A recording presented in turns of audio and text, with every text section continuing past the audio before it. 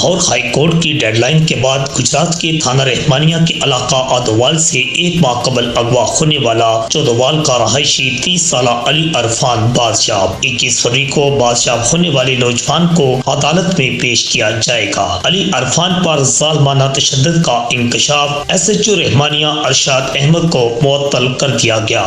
Lahore high court کی طرف سے ایک ہفتہ کی ڈیڈ لائن ملنے کے بعد تھانہ رحمانیہ کے علاقہ آدوال سے ایک ماہ قبل پر اسرار طور پر پولیس حراست سے غائب ہونے والے دولت نگر کے گاؤں چودوال کے رہائشی 30 سالہ نوجوان علی عرفان کو گجرات پولیس سے بازیاب کروا لیا۔ بازیاب ہونے والے نوجوان علی عرفان کی والدہ کے مطابق میرے بیٹے علی عرفان کو ایس ایچ او رحمانیہ ارشاد احمد نے میرے رشتہ داروں کے ساتھ مل کر اغوا کر کے نامعلوم مقام پر رکھا ہوا تھا۔ اب رحمانیہ پولیس نے ڈرامے کر رہی ہے۔ میرے بیٹے علی عرفان کو ایک ماہ نامعلوم مقام پر رکھ کر وحشیانہ تشدد کا نشانہ بنایا جاتا رہا اور اسے پاگل شو کرنے کے لیے نشہ کے ٹیکے بھی لگائے جاتے رہے۔ میرے بیٹے کو 21 فروری کو عدالت میں پیش کیا جائے گا۔ آکاش نیازی، العدنان نیوز۔